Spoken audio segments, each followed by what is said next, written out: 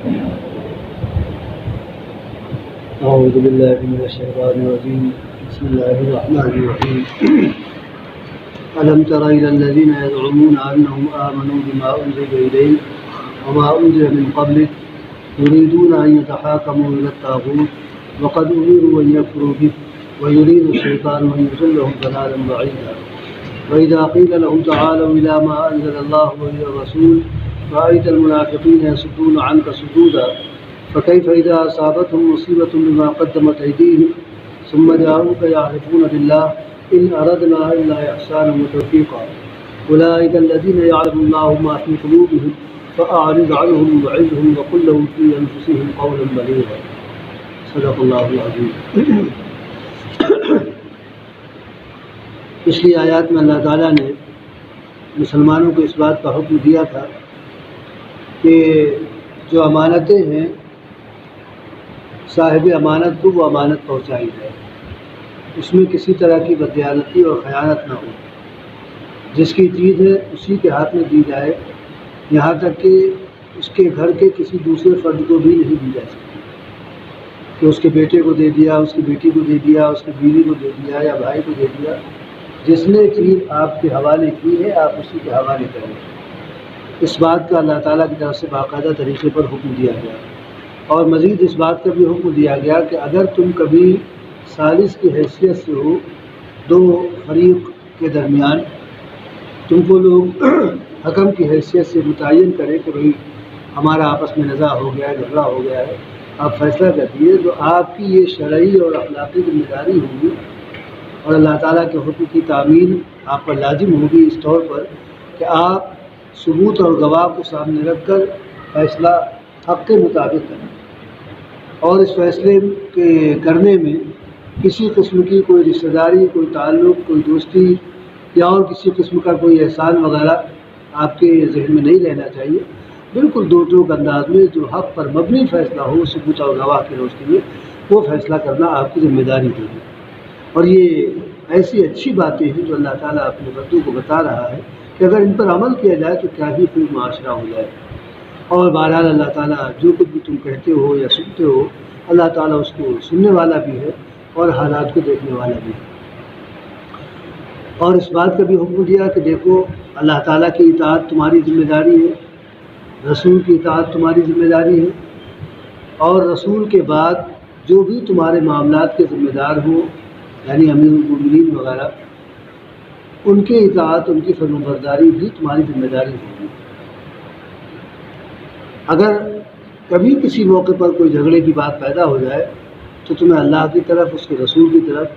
پلٹنا ہے، اور وہاں سے جو تم کو ہدایت ملے، جو تمہارے اس جھگڑے میں نزاع میں فیصلہ ملے، اس فیصلے کو تمہیں قبول کرنا ہے، چاہے اس میں تمہارا نقصان ہوتا ہو، تمہیں ضرر پہنچتی ہو یا اور کسی طرح کا کوئی معاملہ ہو۔ اللہ اور اس کے رسول کے لیے تمہیں اسی فیصلے کو ماننا ہے جو اللہ تعالیٰ کی دی ہوئی تعلیمات کی روشنی میں ہو۔ اگر واقعتاً تمہارا ایمان ہے اللہ پر اور آخرت کے دن پر، اور اس سے بہتر کوئی بات نہیں ہو سکتی، اس سے بہتر کوئی انجام نہیں ہو سکتا کہ اللہ تعالیٰ کے حکم کی تعمیل کر کے تم آخرت میں ایک بہترین مقام حاصل کرنے والے ہو سکتے ہیں۔ یہ پچھلی آیات میں اللہ تعالیٰ نے بیان کیا۔ ابھی جو آیات آپ کے سامنے پڑھی ہے ان میں ایک واقعے کی طرف اشارہ کرتے ہوئے ذکر کیا گیا ہے، حالات کو بیان کیا گیا ہے، اور اسی کی روشنی میں مسلمانوں کو بھی تنبیہ کر دی گئی کہ تمہارا رویہ اس طرح کا نہیں ہونا چاہیے۔ تمہارا رویہ وہ ہونا چاہیے جو اللہ اور اس کے رسول کو مطلوب ہے۔ اس کے خلاف اگر کرتے ہو تو پھر تمہارا شمار بھی انہی لوگوں میں کیا جائے گا جو یہاں پر گویا جس کا قصہ بیان کیا جا رہا ہے۔ فرمایا الم تر الی الذین یزعمون انہم آمنوا بما انزل الیک وما انزل من قبلک، اے مخاطب یا اے نبی، کیا آپ نے اس شخص کو یا ان لوگوں کو دیکھا کہ جو اس بات کے دعوے دار ہیں کہ آپ پر جو کچھ بھی اللہ تعالیٰ کی طرف سے وحی آئی ہے یا تعلیم آئی ہے یا ہدایت آئی ہے اس کی وہ پیروی کرتے ہیں، اس پر وہ ایمان لاتے ہیں یا ایمان لا چکے ہیں۔ اور اسی طرح سے آپ سے پہلے جو انبیاء کرام پر جو کچھ بھی اللہ تعالیٰ کی طرف سے اتارا گیا، کتابی شکل میں ہو یا زبانی تعلیمات کی شکل میں، ان تمام چیزوں پر بھی وہ ایمان رکھتے ہیں۔ آپ نے ان کو دیکھا کہ ایمان کے دعوے دار تو ہیں وہ، کہ آپ پر بھی ایمان، آپ کی لائی ہوئی کتاب پر بھی ایمان، آپ کی نبوت پر ایمان، اور پچھلے پیغمبروں کی کتاب اور ان کی تعلیمات پر بھی ایمان۔ لیکن معاملہ یہ ہے کہ یریدون ان یتحاکموا الی الطاغوت، جب بات کسی مقدمے کے سلسلے میں آتی ہے اور فیصلے کی آتی ہے تو چاہتے یہ ہے کہ طاغوت کے پاس اپنا فیصلہ لے جائیں اور وہاں سے اپنا مقدمہ لے جائیں اور وہاں سے فیصلہ حاصل کریں۔ دراصل واقعہ ایک یہ پیش آیا تھا، ایک یہودی اور ایک مسلمان جو اپنے آپ کو کہتا تھا، اس کے درمیان کچھ جھگڑا ہو گیا۔ اس کا نام بشر بتایا گیا ہے۔ کچھ دونوں میں جھگڑا ہو گیا، اس میں یہودی حق پر تھا، اور یہ جو بشر نام کا مسلمان اپنے آپ کو کہتا تھا، دراصل منافق تھا، یہ غلط یعنی ناحق تھا۔ اب جھگڑے کی جب بات آئی تو فیصلہ کس سے کرایا جائے؟ تو یہودی نے کہا کہ چلو بھائی رسول اللہ صلی اللہ علیہ وسلم کے پاس چلتے ہیں، فیصلہ ان سے کراتے ہیں۔ چونکہ یہودی حق پر تھا اور اس کو اس بات پر کامل یقین تھا کہ نبی غلط فیصلہ نہیں کریں گے۔ حالانکہ حیرت انگیز بات ہے کہ نبی پر ایمان نہیں لا رہے ہیں، نبی کی رسالت کو تسلیم نہیں کر رہے، نبی کی لائی ہوئی کتاب کو نہیں مان رہے، لیکن اس بات پر کامل یقین ہے کہ نبی کے وہاں انصاف کے علاوہ کوئی بات نہیں ہے، وہاں حق پر مبنی فیصلہ ہوگا، کسی کے ساتھ ظلم و زیادتی نہیں ہوتی ہے۔ چونکہ ہم حق پر ہیں لہذا فیصلہ ہمارے حق میں ہوگا، ثبوت بھی ہے، گواہ بھی ہے، جو بھی ہے اس کی روشنی میں۔ یہ منافق بشر جو اپنے آپ کو مسلمان کہتا تھا اور مسلمانوں کی جماعت میں شامل بھی ہوتا تھا، چونکہ یہ جان رہا تھا کہ ہم حق پر نہیں ہیں اور نبی جو فیصلہ کریں گے وہ ہمارے خلاف کریں گے، لہٰذا وہ یہ کہہ رہا تھا کہ کعب بن اشرف کے پاس چلیں، اس سے فیصلہ کریں۔ کعب بن اشرف یہودی تھا اور قوم کا سردار تھا، عالم بھی تھا، تو بشر کہتا تھا کہ کعب بن اشرف کے پاس چل کر فیصلہ کرائیں، جبکہ یہودی اس کا اپنا وہ عالم ہے، اس کا وہ اپنا سردار ہے، اس کے باوجود اس کی زبان پر کعب بن اشرف کا نام نہیں آ رہا ہے، نبی کا نام آ رہا ہے کہ نبی سے فیصلہ کرائے، اور وہ بظاہر مسلمان اپنے آپ کو کہہ رہا ہے، مسلمانوں کی جماعت میں شامل بھی ہے اور نماز میں اور اس میں دکھانے کے لیے ہی صحیح مسلمانوں کے ساتھ شامل ہوتا ہے۔ جب مقدمے کی بات آتی تو کہتا نہیں کعب بن اشرف کے پاس چلو، وہاں سے فیصلہ کرائیں، لیکن یہودی کا اصرار تھا کہ نہیں ہم تمہارے نبی سے فیصلہ کرائیں۔ بہرحال وہ مجبور ہوا، ٹھیک ہے چلو، نبی کے پاس مقدمہ پیش ہوا، نبی نے تمام باتوں کو سنا، گواہ سے گواہی دی، ثبوت وغیرہ دیکھے، اور یہودی کو آپ نے حق پر پایا،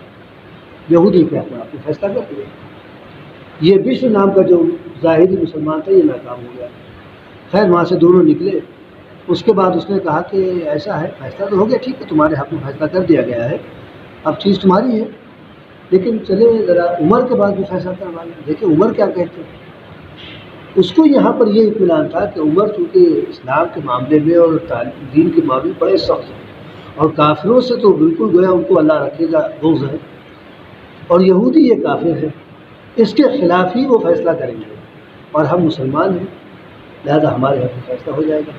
نبی کا فیصلہ کر جائے گا، عمر کا فیصلہ کر جائے گا، اور ہماری طرف یہ چیز آ جائے جو بھی تھی۔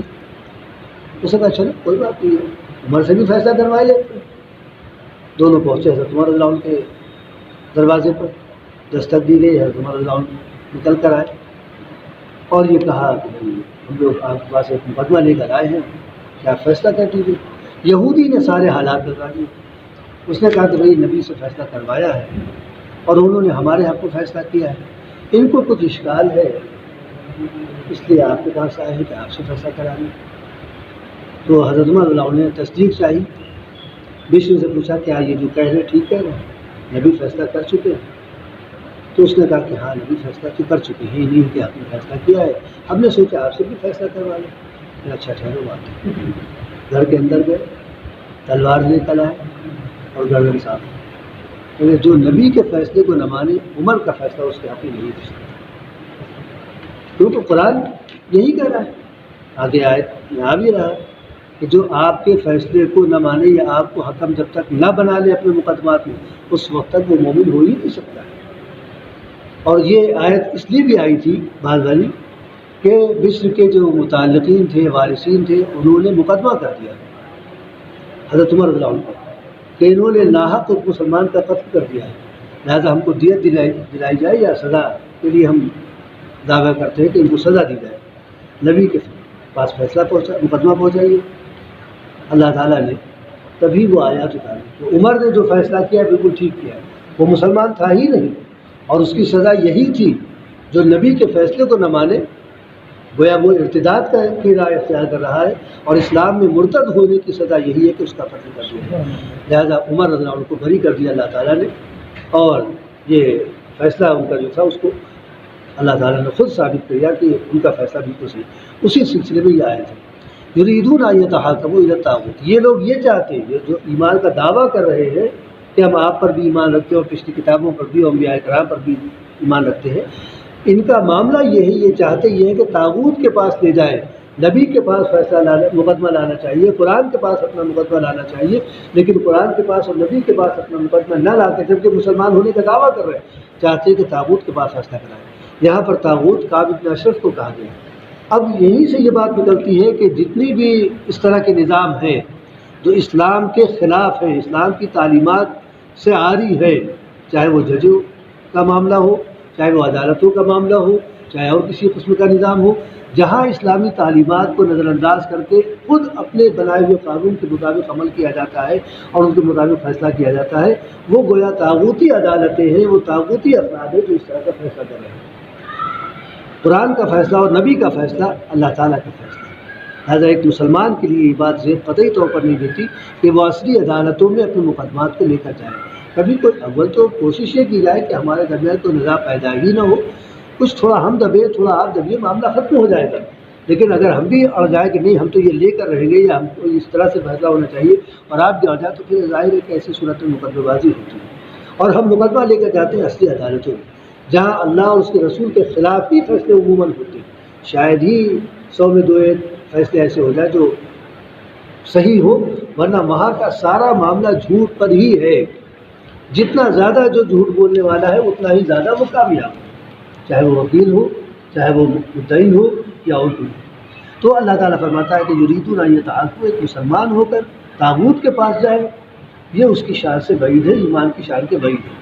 لہٰذا مسلمانوں کو اس طرح کا حکم دیا جا رہا ہے کہ ان کو اپنے تمام معاملات میں فردوہ الی اللہ والرسول، وہ اللہ کی طرف اپنے مقدمات کو لوٹائے، رسول کی طرف اپنے مقدمات کو لوٹائے اور وہاں سے ہدایت حاصل کرے، وہاں سے وہ فیصلہ حاصل کرے۔ وقد امروا ان یکفروا بہ، جبکہ ان کو اس بات کا تو حکم دیا گیا کہ طاغوت کا وہ انکار کرے، جب تک طاغوت کا انکار نہیں کریں گے اس وقت تک ان کا ایمان لانا معتبر قرار نہیں دیا جائے گا۔ اللہ تعالیٰ پر ایمان یا نبی پر ایمان معتبر نہیں قرار دیا جائے گا کہ ایک طرف وہ طاغوتی نظام کو مانے، ان کے دل میں طاغوت کا احترام ہو، اس کے فیصلے کو وہ اہمیت دینے والے ہوں، اور دوسری طرف اسی دل میں ایمان ہو، تو ایک دل میں یہ دونوں چیزیں بیک وقت نہیں جمع ہو سکتی کہ ایمان بھی ہو اور طاغوت کا احترام بھی ہو، یہ دو چیزیں ایک ساتھ نہیں جمع ہو سکتی، یا تو ایمان رہے گا یا طاغوت کا احترام رہے گا۔ لہٰذا مسلمانوں کو چاہیے کہ اپنے اول تو آپسی میں معاملے کو حل کریں، لیکن خدا نخواستہ اگر مقدمے کی نوبت آئے بھی تو اصلی عدالتوں کے بجائے شرعی عدالتوں کی طرف رجوع کریں، وہاں اپنے مقدمات کو لے جائے، چاہے وہ عائلی نظام یعنی عائلی مقدمات ہو یا کچھ آپسی کچھ اس کے جائیداد وغیرہ کے سلسلے میں یا اور کسی طرح کا بھی ہو، بہرحال طاغوت کی طرف نہ جا کر اللہ اور اس کے رسول کی طرف جائے، وہاں سے فیصلہ حاصل کرے۔ اگر ہم کو کچھ وہاں نقصان بھی اٹھانا پڑے حق بیانی سے کام لے کر، تو اس کو اللہ اور اس کے رسول کی رضا کے لیے گوارا کر دیا جائے، انشاءاللہ بہترین صلاح قیامت کی اس کا ملے گا۔ وَيُرِيدُ الشَّيْطَانُ أَن يُضِلَّهُمْ ضَلَالًا بَعِيدًا، اور یہ طاغوت، یہ شیطان جس کی طرف یہ جانا چاہتا تھا، یعنی یہاں پر شیطان کہہ دیا گیا کعب بن اشرف کو، یرید الشیطان یضلهم ضلالا بعیدا، شیطان تو یہ چاہتا ہے کہ تم کو گمراہی میں بہت دور لے کر چلا جائے کہ تم وہاں سے پلٹ کر آ ہی نہ سکو، اپنی منزل سے بہت دور ہو جاؤ، اپنے حقیقی راستے سے بہت دور ہو جاؤ اور دنیا میں نامراد ہو کر آخرت میں نامراد ہو کر رہ جاؤ۔ وَإِذَا قِيلَ لَهُمْ تَعَالُوا إِلَىٰ مَا أَنزَلَ اللَّهُ وَإِلَى الرَّسُولِ، اور جب ان لوگوں سے یہ بات کہی جاتی ہے کہ آؤ اس چیز کی طرف جو کچھ اللہ تعالیٰ نے نازل کیا ہے، اللہ نے جو ہدایت اتاری ہے، جو تعلیم اتاری ہے، جو حکم اتارا ہے، اس کی طرف آؤ، اور اسی طرح سے رسول کی رہنمائی کی طرف آؤ، رسول کے پاس آؤ، دیکھو وہ کیا کہتے ہیں، ان کی کیا بات ہے، یعنی ان کی بات اللہ کی بات کہ وہ کیا کہہ رہے ہیں، وہ کس طرح کی بات کرتے ہیں، کس طرح کی رہنمائی کرتے ہیں۔ جب ان لوگوں سے اس طرح کی بات کی جاتی ہے یعنی ان کو شریعت کی طرف بلایا جاتا ہے، دین قیم کی طرف بلایا جاتا ہے، تو رأیت المنافقین یصدون عنک صدودا، اے نبی یا اے مخاطب، تم ان لوگوں کو دیکھو گے جو منافق ہیں، جن کے دلوں کے اندر ایمان راسخ نہیں ہوا ہے، جو صرف ایمان کا لیبل لگائے ہوئے اور ایمان کا دعویٰ کر رہے ہیں کہ ہم ایمان لاتے ہیں، آپ پر جو کچھ نازل ہوا، پچھلی کتابوں میں جو کچھ ہے یا پچھلے پیغمبروں پر، ہم ان سب پر ایمان رکھتے ہیں، لیکن حقیقت یہ ہے کہ ان کے اندر ایمان نہیں ہے۔ ان کا حال یہ ہے کہ وہ آپ کے پاس آنے سے کتراتے ہیں، آپ کے پاس نہیں آنا چاہتے، کیونکہ آپ تمام چیزوں کو سامنے رکھ کر حق کے مطابق فیصلہ کریں گے، اور ان کو حق کڑوا لگ رہا ہے، حق ان کو قبول کرنے کے لیے یہ تیار نہیں ہے، یہ باطل نظام چاہتے ہیں، اور حق ناحق جو کچھ ہے سب ان کو مل جائے، ان کی سوچ یہ ہے، لہٰذا یہ لوگ آپ کے پاس آنے سے کتراتے ہیں۔ لیکن ذرا سوچنا چاہیے کہ فَكَيْفَ إِذَا أَصَابَتْهُمْ مُصِيبَةٌ، کیا ہوتا ہے اس وقت جب ان کو کوئی مصیبت آ پڑتی ہے، ان پر کوئی پریشانی آ پڑتی ہے، اور یہ پریشانی بما قدمت ایدیہم، ان کے اپنے ہی کارناموں کی وجہ سے آتی ہے، کوئی قدم اٹھا دیا، غلط ہو گیا، اب پچھتا رہے کہ کیا کیا جائے، کیسے اس کی تلافی کی جائے۔ اس وقت جب بلائیں نہیں بنتی تو اے نبی آپ ہی کے پاس ہی آتے، ورنہ پہلے تو بڑے مطمئن رہتے کہ بھائی ان سے کرانے کا، ان سے کرانے کا، ان سے کرانے کا، اور جب کام بگڑ جاتا ہے، بات بگڑ جاتی ہے، اور اپنے آپ کو خطرے میں محسوس کرنے لگتے ہیں، چاہے وہ اسلامی جماعت کے اعتبار سے خطرے میں محسوس کرنے لگے کہ اب یہ لوگ ہم کو کھلا ہوا کافر سمجھنے لگیں گے، یا کھلا ہوا منافق سمجھنے لگیں گے، ہم سے بہت کترانے لگیں گے، اپنے درمیان ہم کو گوارا نہیں کریں گے، ہم کو بالکل دودھ کی مکھی کی طرح نکال کر پھینک دیں گے، اس طرح کی باتیں جب ان کی سمجھ میں آتی ہے تو پھر ثم جاؤں، اے نبی یہ آپ کے پاس آتے ہیں، یحلفون باللہ، اور اللہ تعالیٰ کی قسمیں کھاتے کہ خدا کی قسم ایسا اور خدا کی قسم ایسا، اور اللہ اس کو بارے میں خوب جاننے والا ہے، اور ہم جھوٹ نہیں کہہ رہے، بالکل سچ کہہ رہے ہیں۔ کیا؟ ان اردنا الا احسانا وتوفیقا، ہم نے تو بھلا چاہا تھا، ہم نے برائی نہیں چاہی تھی، ہم چاہتے یہ تھے کہ بھلا ہو، کسی بھی اعتبار سے ہو، بھائی ان سے کچھ راضی کر کے، کچھ ان کو راضی کر کے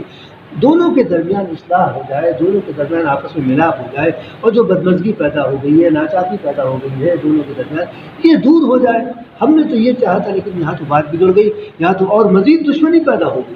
یہاں تو اور مزید دوریاں پیدا ہو گئی، حالانکہ ہمارا ارادہ اس طرح کا نہیں تھا، ہم تو آپس میں ملانا چاہتے تھے اور بھلائی چاہتے تھے کہ ان کا بھی بھلا ہو اور ان کا بھی بھلا ہو، لیکن کیا کریں، ہماری تدبیر ناکام ہو گئی، یا ہماری جو کوششیں تھیں وہ برابر نہ ہو سکی۔ اب یہ جھوٹ بول رہے ہو، قسم کھا رہے کہ ہمارے دل میں تو کوئی برائی نہیں تھی، البتہ برائی سامنے آ گئی۔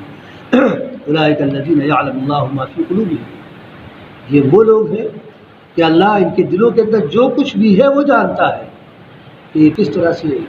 اسلام کے دشمن بنے ہوئے ہیں، نبی کے دشمن بنے ہوئے ہیں، مسلمانوں کے دشمن بنے ہوئے ہیں، اور جو پاکیزہ معاشرہ ہے اس کے اندر رخنہ ڈالنے کی کوشش کر رہے ہیں کہ کسی طرح سے معاشرہ ٹوٹ جائے، آپس میں جو مروت و محبت ہے ایک دوسرے کے، وہ مسلمان جس انداز سے جی رہے تھے، مثل المؤمنین فی توادہم وتراحمہم وتعاطفہم مثل الجسد، تمام مسلمانوں کا معاملہ یہ تھا کہ آپس میں شیر و شکر تھے، ایک دوسرے کے لیے جان بچھانے والے اور ایک دوسرے کے لیے جان نچھاور کرنے والے تھے، جیسا کہ نبی کا فرمان کہ تمام مسلمانوں کی مثال صرف علاقے کے اعتبار سے نہیں، عالمی سطح پر، عالمگیر سطح پر تمام مسلمانوں کا معاملہ یہ ہے کہ وہ ایک دوسرے کے ساتھ محبت میں، ایک دوسرے کے ساتھ رواداری میں، اور ایک دوسرے کا خیال کرنے میں ایک جسم کے مانند ہے۔ اذا اشتکا منہ عضو تداعی لہ سائر الجسد بالسہر والحمى، کہ اگر جسم کے کسی بھی حصے کو تکلیف ہوتی ہے تو پورا جسم اس تکلیف میں شریک ہو جاتا ہے۔ چھگلیا میں چوٹ لگی ہے، دانا نکلا، گھوڑا نکلا، کچھ نکلا، یا انگلی میں ذرا سی کہیں خراش آ گئی اور اس سے تکلیف ہو رہی ہے، یا اور کہیں کچھ تھوڑا سی نکل آیا جسم کے کسی بھی حصے میں، تو اتنے ہی حصے میں تکلیف رہے، پورا جسم اس تکلیف میں کوئی شریک ہو جاتا ہے۔ بخار آئے گا تو پورا جسم اس کی وجہ سے گرم ہو جائے گا، نیند اگر بے خوابی کی بات پیدا ہوگی تو پورا جسم جاگ رہا ہے، جسم کا ہر عضو جاگ رہا ہے، ارے بھائی جہاں پر تکلیف ہے، جس حصے میں تکلیف ہو حصہ جاگے، باقی جسم کو سونے دیا جائے، آنکھیں سوئیں، دماغ سوئیں، سب کچھ سوتا رہے، لیکن نہیں، جسم کا ایک ایک حصہ اس تکلیف کے ساتھ ہو جاتا ہے۔ ٹھیک یہی حال تمام مسلمانوں کا ہے، عالمگیر سطح پر، عالمی سطح پر، کہ ایک دوسرے کے لیے محبت میں، رواداری میں اس انداز سے ہوتے۔ تو جب وہ چاہتے یہ تھے کہ یہ جو اس طرح کا معاشرہ ہے اس کے اندر رخنہ ڈالا جائے، اس کے اندر درار اور شگاف پیدا کی جائے، ایک مسلمان دوسرے مسلمان سے اتنا زیادہ کہ بچھا جا رہا ہے اور اپنی چیز اس کے اوپر لٹائے دے رہا ہے، یہ نہیں ہونا چاہیے۔ اپنے اندر خودغرضی ہونی چاہیے، لالچ ہونی چاہیے، اور یہ ہونا چاہیے، وہ ہونا چاہیے، یہ ان کے دلوں کے اندر ہے، یہ چاہتے ہیں یہ۔ فَأَعْرِضْ عَنْهُمْ، تو اے نبی آپ اسے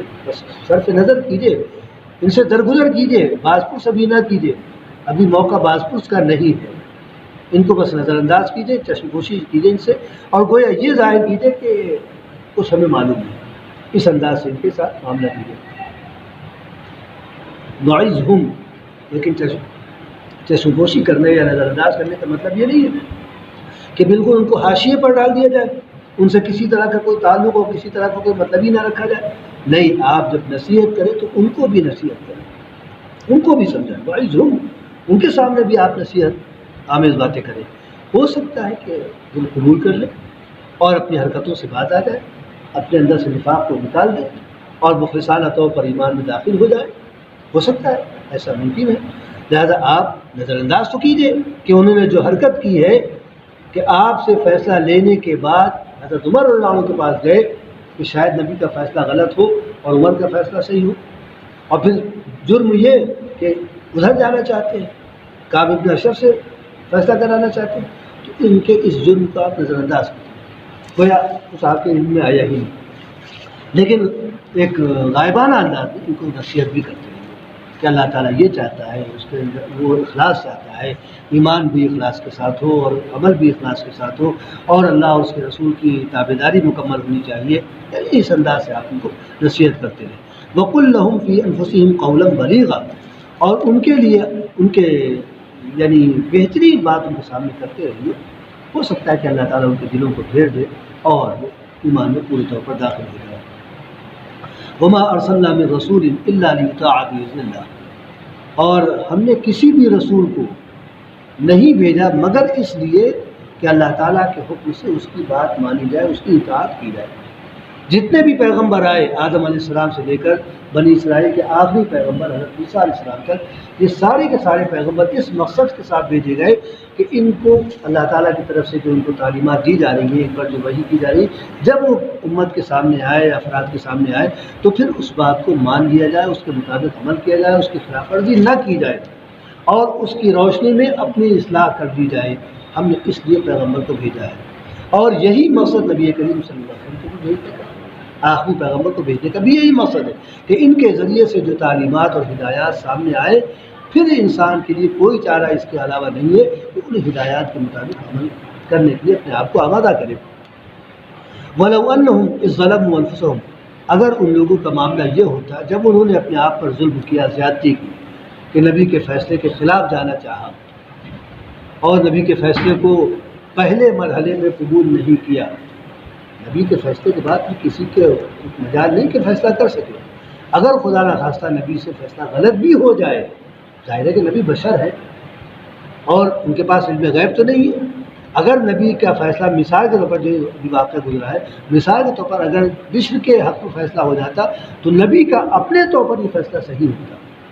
وہ الگ بات رہی کہ بشر کے لیے وہ چیز حلال نہ ہوتی، کیونکہ نبی نے فرمایا کہ میرے پاس تم لوگ آتے ہو اپنے مقدمات لے کر، اور بعض تمہیں ایسے ہیں چرب زبانی میں کہ اپنی بات کو بہت سلیقے سے کہہ لیتے ہیں اور اپنی بات کو، اپنی منشا کو ثابت بھی کر دیتے ہیں۔ بہرحال میں جو کچھ سنتا ہوں، جو کچھ ثبوت وغیرہ ہمارے سامنے آتے، میں ان کی روشنی میں فیصلہ کرتا ہوں۔ اگر میں نے کسی کے لیے فیصلہ اس کے بھائی کے حق کا کر دیا تو وہ جہنم کا ایک ٹکڑا ہے، جی چاہے تو لے لے، جی چاہے تو چھوڑ۔ یعنی نبی کا فیصلہ بھی کسی کے حق کو کسی کے لیے جائز نہیں کر سکتا،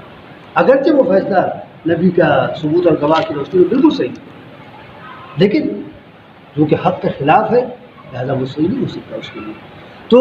یہ چاہتے ہیں کہ نبی کے فیصلے کو بدل جائے، نبی کا فیصلہ نہیں بدلا جا سکتا، اگر خلاف بھی ہوگا تو یہ اس کی شرعی ذمہ داری ہے کہ وہ اس فیصلے کو نہ مانے، یعنی اس پر عمل نہ کرے، اور جس کا حق ہے اس کو وہ دے دے کہ نہیں ٹھیک ہے فیصلہ ہمارے حق میں ہوا لیکن یہ چیز ہماری نہیں ہے، ہم جہنم کی آگ نہیں دینا چاہتے، یہ آپ کی چیز ہے، آپ کی نہیں ہے، یہ ہونا چاہیے۔ تو نبی چونکہ عالم الغیب نہیں ہے اس لیے ایسا ممکن ہو سکتا ہے، لہذا وَلَوْ أَنَّهُمْ إِذ ظَلَمُوا أَنفُسَهُمْ، جب انہوں نے اپنے آپ پر ظلم کیا کہ نبی کے فیصلے کے خلاف جانا چاہا، عمر کے پاس گئے یا کعب بن اشرف کے پاس جانا چاہ رہے تھے، اگر وہ اس وقت آپ کے پاس آ جاتے کہ ہم سے غلطی ہو گئی، ہمارا نظریہ غلط ہو گیا یا ہماری سوچ غلط ہو گئی، اور آپ نے جو فیصلہ کیا تھا ہم کو وہ فیصلہ مان لینا چاہیے تھا، پھر نہ عمر سے فیصلہ کرانے کی بات کرنا چاہیے تھی، نہ اور کسی طرح کی کوئی سوچ ہمارے اندر پیدا ہونی چاہیے تھی. واقعی ہم سے غلطی ہوئی اور ہم یعنی شرمندہ ہے. جاؤ کا آپ کے پاس وہ آتے فاستغفر اللہ،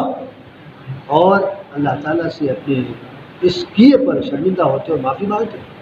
کہ اللہ ہمیں معاف کر دے، ہم سے غلطی ہو گئی.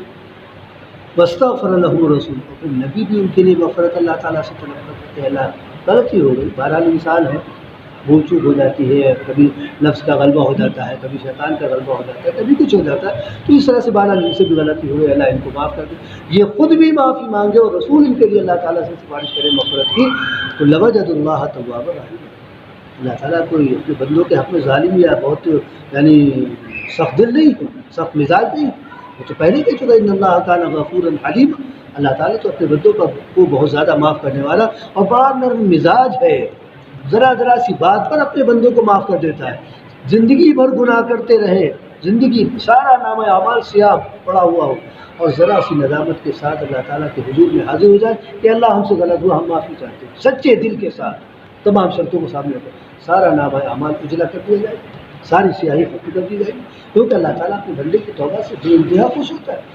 وہ اس بات پر خوش ہوتا ہے کہ میرا بندہ میری طرف آیا، میرے خوف اور میرے ڈر کی وجہ سے. اللہ تعالیٰ کو یاد ہے انسان کو پسند آ گئی، ایک بار توبہ کی پھر وہی اتفاق سے ہوگی غلطی، پھر توبہ کرے پھر اللہ تعالیٰ معاف کرے گا، پھر اتفاق سے غلطی ہوگی، یعنی سینکڑوں بار وہی غلطی کرے دہراتا رہے، لیکن توبہ کے وقت اس کا عزم ہو کہ اب نہیں کریں گے، تو اللہ تعالیٰ ہر بار اس کی توبہ کو قبول کرے گا. اسی کو اللہ تعالیٰ نے یہاں بھی وہی بات فرمائی کہ لوجد اللہ توابا رحیما، اللہ تعالیٰ کو توبہ قبول کرنے والا پائے گا وہ، اور صرف توبہ قبول کرنے والا نہیں کہ اچھا تم سے غلطی ہوگی چلو ٹھیک ہے معاف کر دیا، نہیں، پھر اللہ تعالیٰ اپنی رحمت کی عادت بھی اس پر ڈال دے گا. جب انسان گناہ کرتا ہے، اللہ تعالیٰ کی نافرمانی کرتا ہے، تو صرف یہ نہیں ہوتا کہ اللہ تعالیٰ اس سے ناراض ہو رہا ہے، بلکہ اپنی رحمت کی چادر کو بھی سمیٹ لیتا ہے اور انسان کو اس کے حال پر چھوڑ دیتا ہے. لیکن جب انسان نادم ہوتا ہے اپنے ماضی پر، اپنے عمل پر، اور اللہ تعالیٰ کی طرف پلٹ کر آتا ہے، عاجزانہ انداز میں اس سے معافی مانگتا ہے، آئندہ کے لیے نہ کرنے کا عزم کرتا ہے، تو اللہ تعالیٰ نہ صرف یہ کہ خوش ہوتا ہے اس کی صدا سے، بلکہ اس کے اس گناہ کو معاف بھی کر دیتا ہے اور پھر اس پر اپنی رحمت کا سایہ، رحمت کی چادر ڈالتا ہے. تو لوجد اللہ توابا رحیما، اللہ تعالیٰ کو توبہ قبول کرنے والا اور بے انتہا رحم کرنے والا پائے گا. تو اگر بچھڑ نے بھی یہی کیا ہوتا کہ ٹھیک ہے غلطی ہو گئی، لیکن پلٹ آتا، نبی کے پاس آتا اور اپنے جرم کا اعتراف کرتا، اللہ تعالیٰ سے معافی مانگتا، نبی سفارش کرتے، تو بشر کو بھی معاف کر دیا جاتا، اور پھر یہ گردن جو اڑائی ہوئی یہ گردن نہ اڑائی جاتی، صحیح سلامت ہے. وہ اپنی جگہ پر موت کا معاملہ، لیکن بہرحال وہ فیصلہ نہ ماننے کی وجہ سے حضرت عمر کو غصہ آیا کہ تم نبی کے فیصلے کو نہیں مان رہے، ایک مسلمان ہو کر، ظاہر کے اعتبار سے ہمارا مسلمان، تو تم مسلمان ہو کر نبی کے فیصلے کو نہیں مان رہے ہو، تم کیسے مسلمان؟ تمہارا تو اسلام ہی نہیں رہا، تمہارا تو ایمان ہی نہیں رہا. لہٰذا غیر مسلم کی بھی سزا تو یہی ہے، جو ایمان سے پھر جائے اس کی سزا یہ ہے کہ اس کو قتل کر دیا جائے. تمہارا اپنی جگہ بالکل صحیح ہے.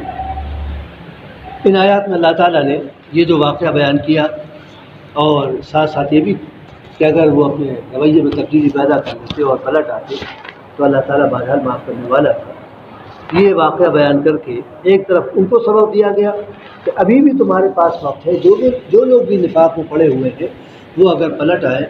اور اللہ تعالیٰ سے معافی مانگ لے، توبہ کر لے اور نبی کے پاس آ جائے اور حضور کا اعتراف کر لے،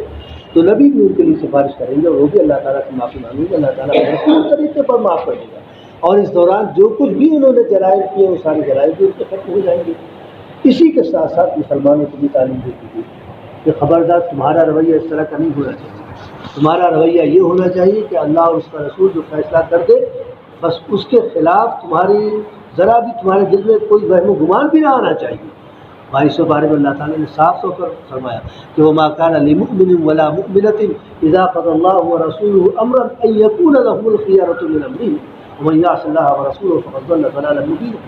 کسی بھی مسلمان مرد کے لیے اور کسی بھی مسلمان خاتون کے لیے اس بات کی قطعی طور پر کوئی گنجائش ہی نہیں ہے کہ جب اللہ اور اس کے رسول نے کوئی فیصلہ کر دیا ہو تو پھر اس کے بارے میں ان کو سوچیں